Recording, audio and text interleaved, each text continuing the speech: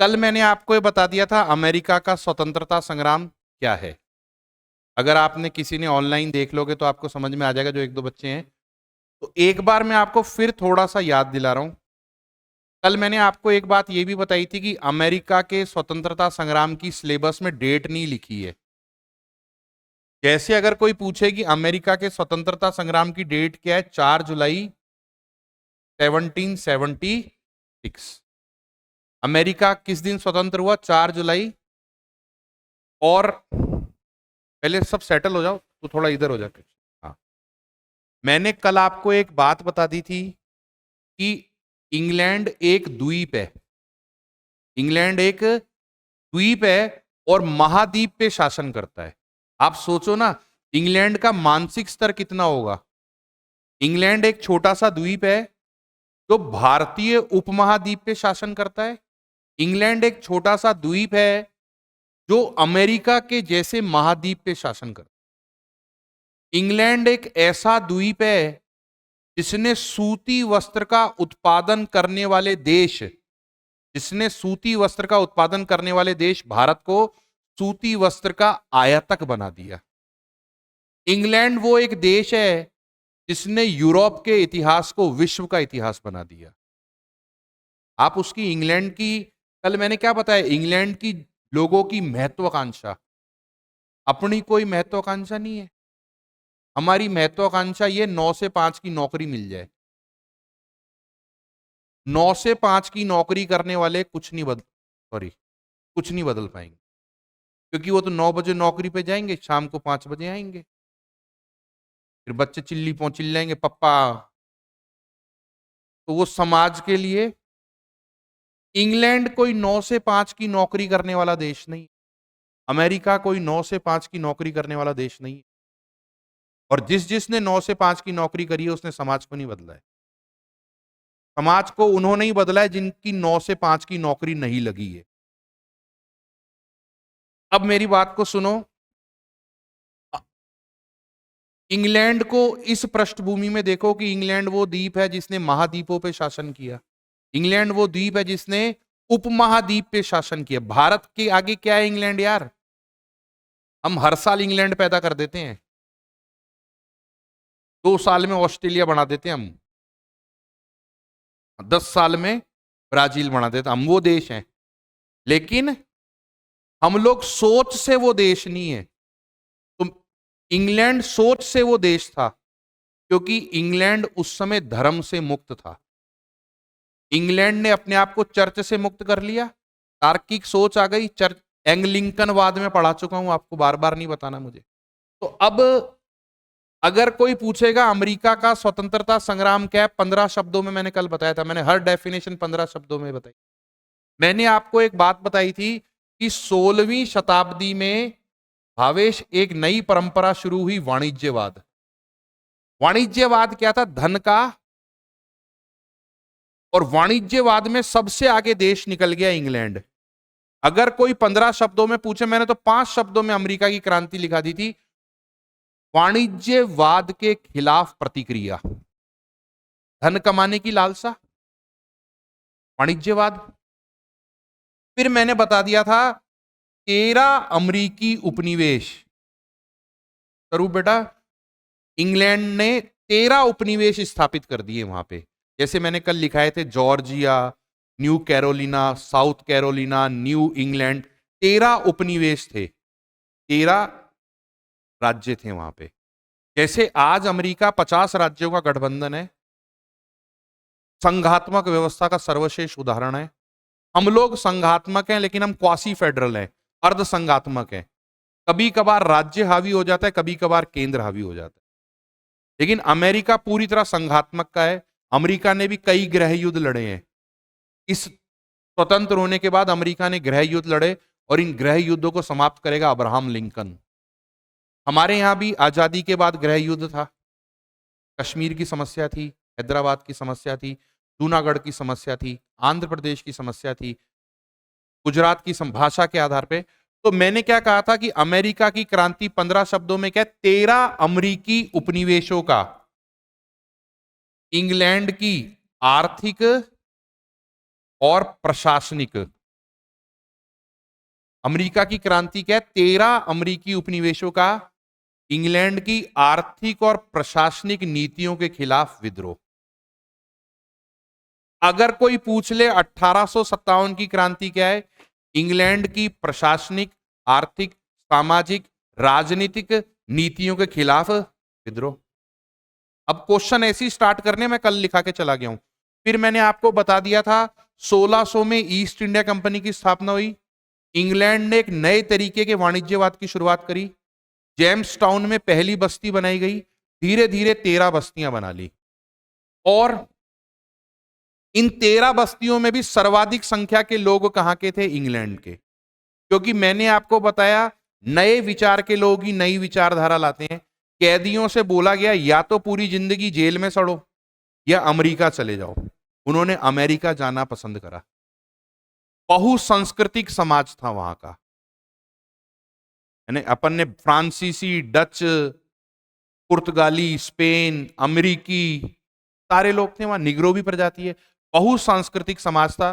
फिर मैंने कल लिखा दिए थे 13 उपनिवेश लिखा दिए थे, 13 उपनिवेशों के नाम लिखा दिए थे, 13 उपनिवेश क्या क्या चीज का उत्पादन करते थे, सारी बातें हो गई थी। अब आगे लिखेंगे अपन, एक छोटी सी हेडिंग बनाएंगे अपन। हाँ, लिखना इन 13 उपनिवेशों में, इन 13 उपनिवेशों में एक प्रतिनिधि सभा थी।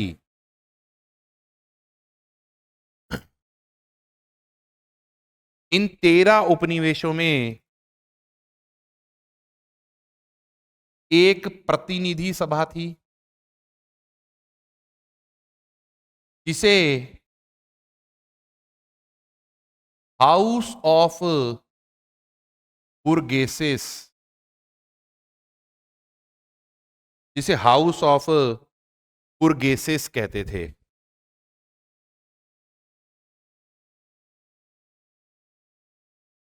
ठीक है राजेंद्र ना? कमल, कमल मैंने कल एक नाम लिखाया था, प्यूरिटीन। कौन होते थे? कैल्विन को मानने वाले। कैल्विन जो धर्म सुधारक था, उसके मानने वालों को इंग्लैंड में इसीलिए अमेरिका की क्रांति को प्यूरिटीन क्रांति भी कहते हैं। अमेरिका की क्रांति को प्यूरिटीन क्रांति भी कहते हैं। मैंने क्या बोला कि एक प्रतिनिधियों की सभा थी जिसको हाउस ऑफ बुर्गेसेस। अब हो सकता है 15 शब्दों में यह लिखना आ जाए हाउस ऑफ बुर्गेसेस क्या है। 13 अमेरिकी उपनिवेशों की प्रतिनिधि सभा को हाउस ऑफ बुर्गेसेस कहते थे। लिखना, प्रत्येक उपनिवेश से 2 प्रतिनिधि चुने जाते थे। प्रत्येक उपनिवेश से 2 प्रतिनिधि चुने जाते थे। आगे लिखना, और प्रत्येक उपनिवेश पे एक ब्रिटिश गवर्नर होता था।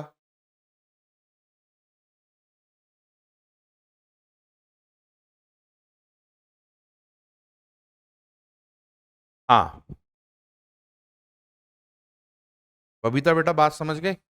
13 उपनिवेश हैं, उनकी प्रतिनिधि सभा हाउस ऑफ बुर्गेसेस है, और प्रत्येक उपनिवेश से 2 प्रतिनिधि चुने जाते थे, और प्रत्येक उपनिवेश पर एक ब्रिटिश गवर्नर।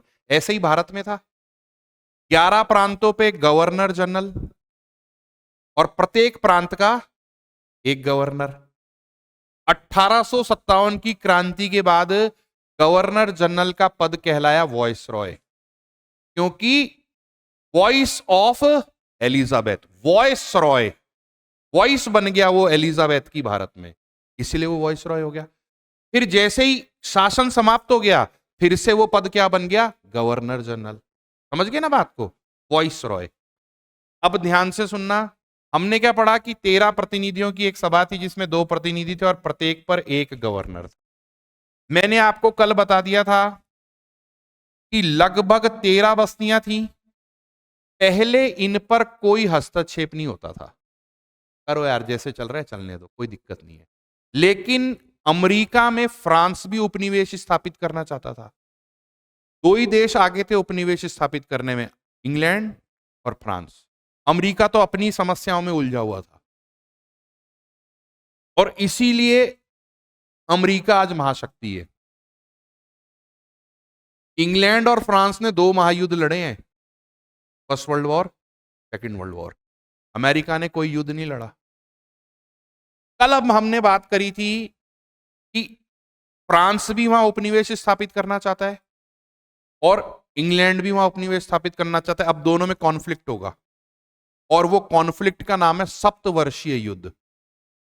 और उस सप्तवर्षीय युद्ध जब भारत में भी चला था, कर्नाटक वॉर, भारत में भी पहला कर्नाटक युद्ध सप्तवर्षीय युद्ध से ही शुरू हुआ था कि फ्रांस और इंग्लैंड वहां लड़ते थे। तो फ्रांस और इंग्लैंड जहां जहां उनकी बस्तियां होती थी वहां लड़ते थे। बताओ, कांड वहां हो रहा है, लड़ यहां रहे हैं।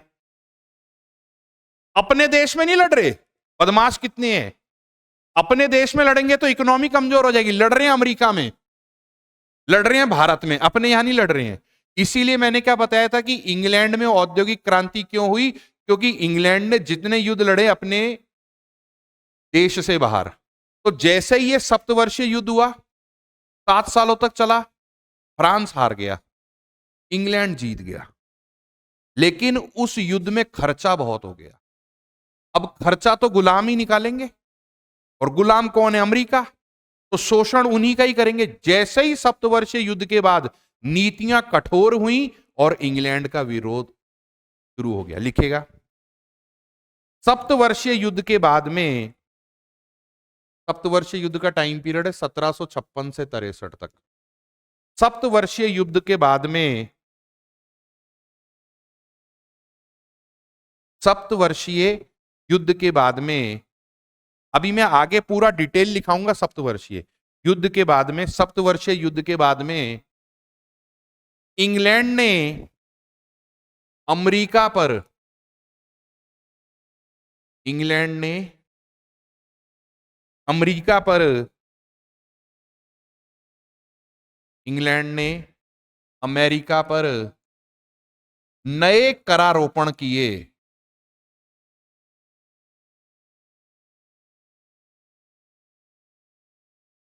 नए करारोपण किए और इंग्लैंड के विरुद्ध, और इंग्लैंड के विरुद्ध संघर्ष प्रारंभ हुआ, और इंग्लैंड के विरुद्ध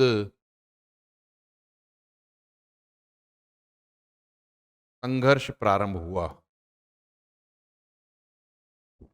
ठीक है यारो, समझ गए? अगर सप्तवर्षीय युद्ध नहीं होता तो अमेरिका की क्रांति नहीं होती। बस आप बात समझ गया। अब देखो, एक छोटा सा टॉपिक बनाओ कि यूरोप वासी अमेरिका में आके क्यों बसे। यूरोप वासी अमेरिका में आके क्यों बसे?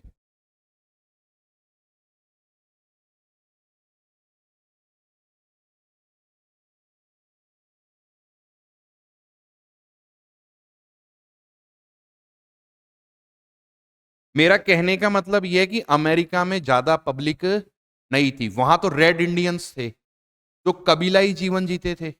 लेकिन अमेरिका में ऐसा क्या हुआ कि यूरोप के लोग आकर अमेरिका में बसे? पहला कारण लिखो, यूरोप में होने वाले युद्ध।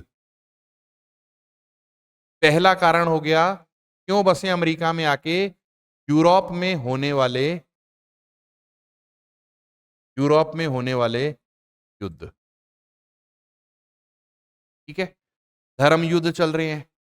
जो लोग शांति चाहते हैं वो युद्ध से परेशान होके, नाराज मत होइएगा, इजराइल और फिलिस्तीन में युद्ध चल रहा है।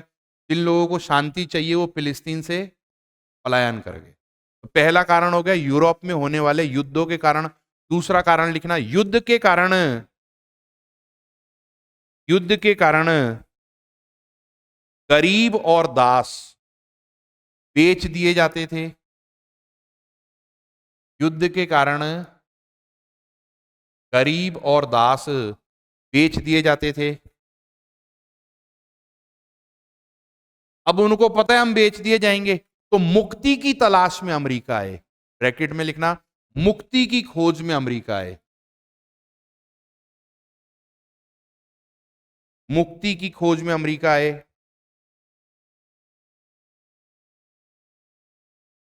तीसरा पॉइंट लिखना, जीविका की तलाश में, रोजगार की तलाश में या जीविका की तलाश में।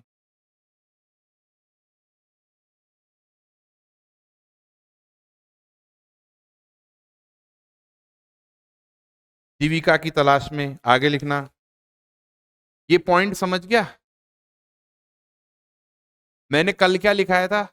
कपास की खेती होगी, शुगर की खेती है, तो यहां पर अमेरिका में ये सब हो रहा है। तंबाकू की खेती है तो रोजगार की तलाश में, निग्रो लोग जितने पहुंचे रोजगार की तलाश में पहुंचे वहां पे। अगली बात लिखो, चर्च के नियंत्रण से मुक्ति के लिए, चर्च के नियंत्रण से मुक्ति के लिए।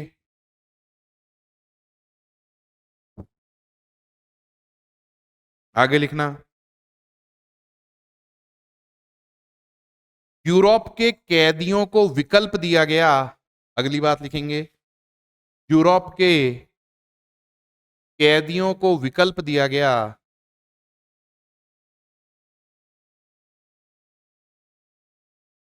यूरोप के कैदियों को विकल्प दिया गया, या तो जेल में रहें या अमेरिका जाएं, या तो जेल में रहें या अमेरिका जाएं।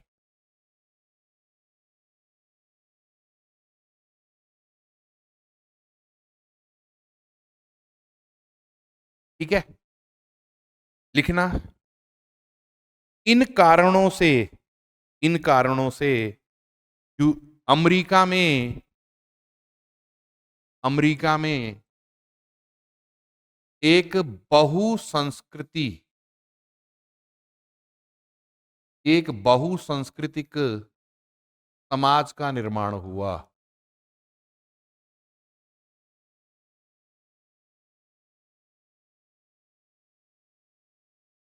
एक बहुसांस्कृतिक समाज का निर्माण हुआ। ठीक है, समझ गए बात को? अलग अलग जगह के, अलग अलग जगह के कांडी एक जगह इकट्ठे हो गए, तब कुछ तो होगा ही भाई। याद रखना, शरारती लोगों ने ही इस दुनिया को बदला है। मेरी बात पे तुम लोग ऐसे नाराज होंगे, बंदर पहले चार पैरों पे चलते थे, कुछ ने बोला हम पेड़ों पे नहीं रहेंगे, अब सोचा, धरती पे आ गए और दो पैरों पे चलना शुरू करा। उन्होंने बोला तो कंफर्टेबल है यार। अगर वो शरारती नहीं होते तो पेड़ों पे ही रहते, और उसी से मानव के विकास की यात्रा शुरू हुई है। सब कुछ है, ईश्वर को मैं मना नहीं कर रहा हूं कहीं तुम पिटवा दो कि वो कहते हैं ऐसे आया, मतलब ऑस्ट्रोपिथोकस, रामापिथोकस ऐसे ही आए।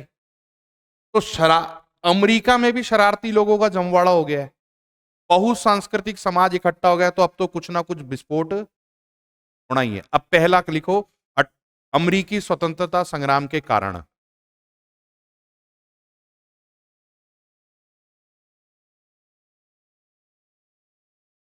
एक मिनट, हला ले।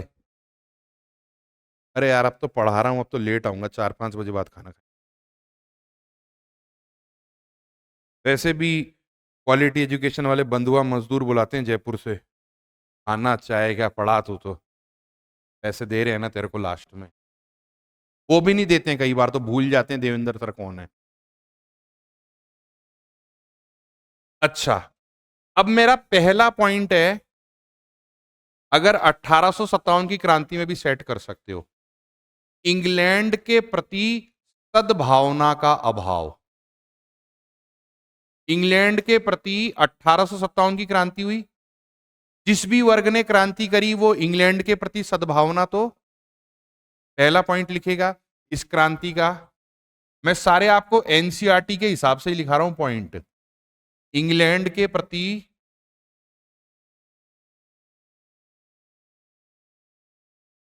सद्भावना का अभाव।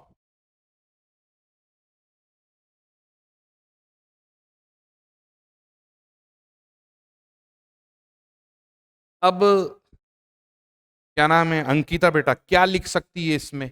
मैंने तो पॉइंट बता दिया, सब कुछ है तेरे दिमाग में, अब क्या लिख सकते हो? अमेरिका का समाज बहुसंस्कृतिक समाज था, सारे लोग तो इंग्लैंड से नहीं आए थे। बहुसंस्कृत बहुमिश्रित समाज है, तो इंग्लैंड के प्रति क्यों अपनी आस्था रखेंगे? दूसरी बात, तुम खुद ही बताओगे, रिश्तेदार हैं तुम्हारे? नहीं, अब बनेंगे तुम्हारे आरएस बनने के बाद। अभी तो कोई नहीं है तुम्हारा रिश्तेदार कि जो जितने पास में होता है उससे संबंध घनिष्ठ होता है, दूर है तो संबंध नहीं है। तो अब ऐसे ही इंग्लैंड और अमेरिका के बीच में 3000 किलो मील की दूरी है, तो जितनी दूरी उतना प्रेम कम। हमारा भी इंग्लैंड के प्रति प्रेम कम क्यों था? क्योंकि हमारे और इंग्लैंड के बीच में भी दूरी ज्यादा थी। लिखिएगा, एक पॉइंट तो लिख सकते हो ना, सद्भावना का अभाव, इसका सब पॉइंट बना लो, मिश्रित संस्कृति है यहां पर। देखो तुम खुद ही पॉइंट बना सकते हो, सारे पॉइंट के पॉइंट भी। यहां पर क्या है, मिश्रित संस्कृति है, सारे इंग्लैंड के प्रति वफादार क्यों रहेंगे भाई? ठीक है, आगे लिखो।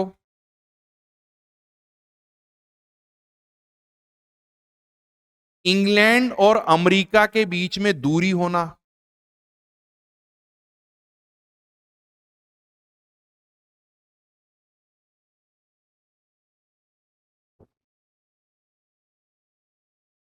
पहला पॉइंट समझ गए, मिश्रित संस्कृति है, कोई पुर्तगाल का है, कोई स्पेन का है, कोई डच का है, कोई फ्रांस का है, कोई अफ्रीका का है। दूसरा, दोनों के बीच में दूरी है, उसके आगे लिख लेना यातायात के साधनों का अभाव, इसीलिए उनके बीच सहानुभूति नहीं है। ऐसा अब ध्यान से सुनना, मैं आपको इसको थोड़ा इंडिया से भी जोड़ूंगा। जितने भी उदारवादी थे उनकी सहानुभूति किसके प्रति थी? क्योंकि वो इंग्लैंड जाते थे, इंग्लैंड की संस्कृति देखते थे, वहां चुनाव लड़ते थे, वहीं रहते थे, तो उनका इंग्लैंड की संस्कृति के प्रति झुकाव था, क्योंकि वो लोग वहां आना जाना करते रहते थे। उग्रवादी इतने नहीं जाते थे। तिलक केवल एक बार गए मुकदमा लड़ने लाल बाल पाल में। मेरी बात को समझ गए ना आप?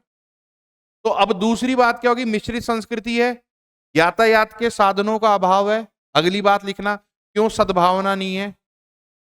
अमेरिका की जनता को, तीसरा पॉइंट लिखना, अमेरिका की जनता को अपने पक्ष में किए बिना ही नए कर लगाए, अपने पक्ष में किए बिना ही नए कर लगाए।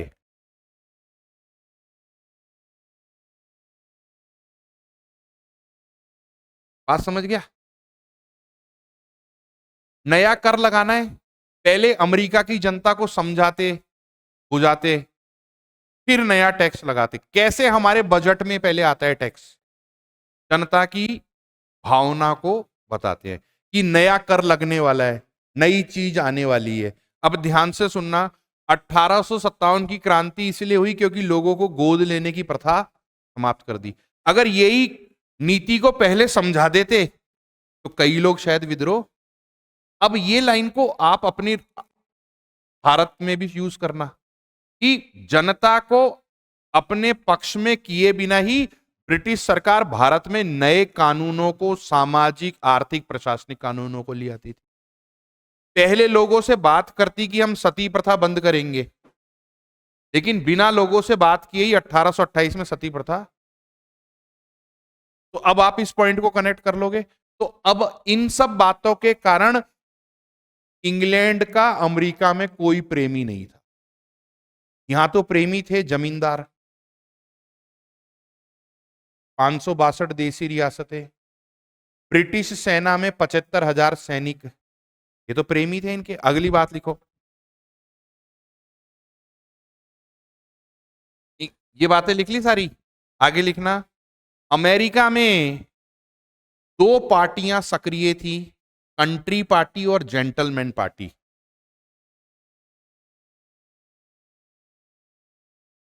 कंट्री पार्टी और जेंटलमैन पार्टी, जेंटलमैन पार्टी।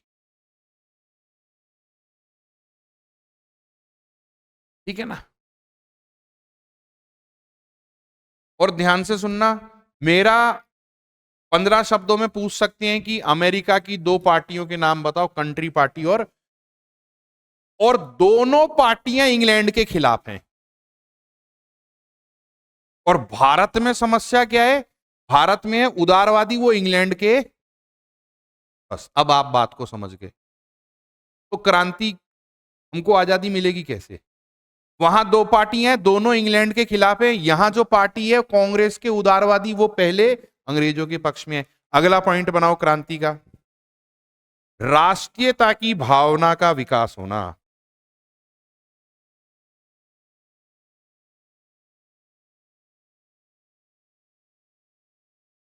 क्यों क्रांति हुई? नेशनलिज्म। अब बता क्या लिख सकते हैं इसमें, तुमको पता है, खुद ही लिख सकते हो तुम चाहो तो। नेशनलिज्म की भावना का विकास होना। शिवराज बताओ क्या लिख सकते हैं अपन इसमें। हाँ देखो, मैं आपको बताता हूं, टैक्स लगा दिए, उनको लग गया यार रहते हम ही हैं, टैक्स वहां के लोग लगाते हैं, तो आप में नेशनलिज्म नहीं आएगा क्या? कि अंग्रेज रहते हुए शोषण हमारा करते हैं, तो आप में राष्ट्रीयता की भावना विकसित होगी? नहीं होगी क्या? अभी मोदी जी क्या करते हैं? आपकी नेशनलिज्म की भावना को ही तो, तुम यहां के मूल निवासी हो, बाहर के आए हुए लोग तुम्हें कूटते हैं। मैं किसी का नाम नहीं ले रहा, यही राष्ट्रीय। अब नेशनलिज्म डेवलप नहीं होगा क्या कृष्ण? कि यार की टैक्स वो लगा रहे हैं, लोग कह रहे टैक्स अमेरिका वाले के ऊपर टैक्स कौन लगा रहा है? इंग्लैंड। इंग्लैंड एक छोटा सा द्वीप है, हम महाद्वीप हैं, हम पे टैक्स कौन लगा रहा है? इंग्लैंड। तो नेशनलिज्म का विकास होगा, लोग एक संगठित होंगे। दिखेगा? करारोपण की प्रणाली के कारण, दूसरा कारण हो गया राष्ट्रीयता का विकास। करारोपण की प्रणाली के कारण, और राजस्व, अब भाषा का कमाल है बस, और राजस्व संग्रहण की कठोर नीतियों के खिलाफ। करारोपण की प्रणाली के कारण और राजस्व संग्रहण की कठोर नीतियों के कारण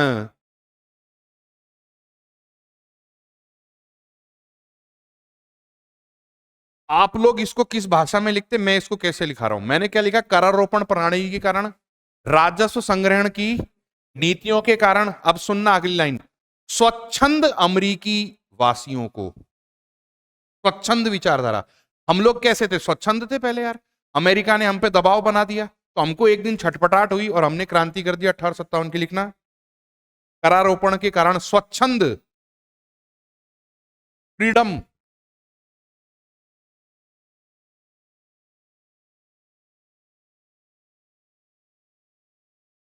स्वच्छंद विचारधारा वाले अमेरिकियों की, स्वच्छंद विचारधारा वाले अमेरिकियों की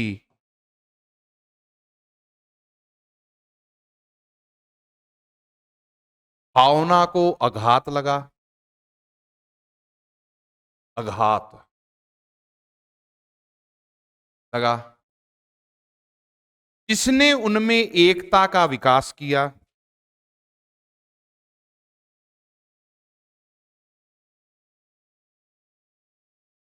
जिसमें उन्होंने एकता का विकास किया और इंग्लैंड के खिलाफ खड़े हो गए,